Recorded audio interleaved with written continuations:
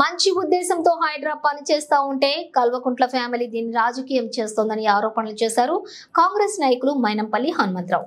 సిద్దిపేట జిల్లా తోగుట మండలం తుక్కాపూర్ గ్రామం మల్లన్న సాగర్ భూ నిర్వాసితులో 13 గ్రామాల్లో ఓ గ్రామం. ఈ గ్రామానికి సరైన ప్యాకేజీ రాలేదంటూ తెలుసుకున్న మైనంపల్లి కాంగ్రెస్ నాయకులు కార్యకర్తలతో కలిసి గ్రామంలో పర్యటించి రైతుల సారక బాధకర తెలుసుకుని ఈ సందర్భంగా మీడియాతో మాట్లాడారు.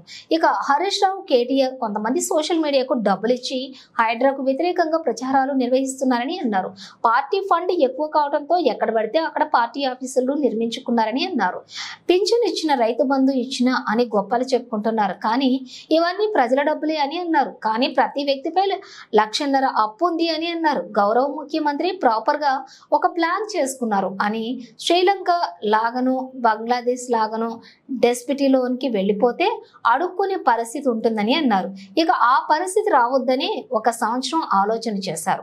ముఖ్యమంత్రి రేవంత్ రెడ్డి గత బీఆర్ఎస్ ప్రభుత్వం చేసిన అప్పుల గురించి ముఖ్యమంత్రి ఆలోచిస్తున్నారని అన్నారు.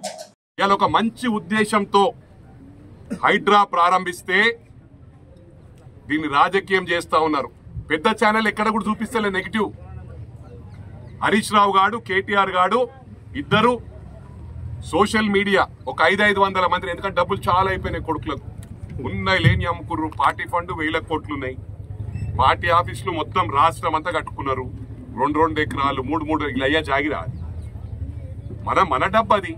ఇవాళ వీడు పింఛన్ ఇచ్చినా, ఆయన నేను పింఛన్ ఇచ్చిన 4,000 రైతు బంధు ఇచ్చినా అని ఇవ్వనయ్యా జాగిరాది. ప్రతి మనిషి మీద 1.5 లక్షల అప్పు ఉంది. ఇలా గౌరవ ముఖ్యమంత్రి గారు ఏంటంటే దాన్ని ప్రాపర్ గా డిజైన్ చేసుకొని రేపు మన రాష్ట్రం శ్రీలంక లాగానో బంగ్లాదేశ్ లాగానో రేపు డెఫిసిట్లకు వెళ్ళిపోతే అడుక్కునే పరిస్థితి ఉంటుంది మనకు. ఆ పరిస్థితి రావద్దని 1 ఏడాది ప్రాపర్ గా ప్లాన్ చేసుకొని వీడన్ని అప్పులే కొడుకులు. కాంట్రాక్టర్లకు డబ్బులు ఇయ్యలే. వాళ్ళ టైంలో చేసిన పనులని సగం విడిచిపెట్టిపోయినరు. ఎవరిని పని చేయమన్నా, నాకు నీ పని చేయమన్నా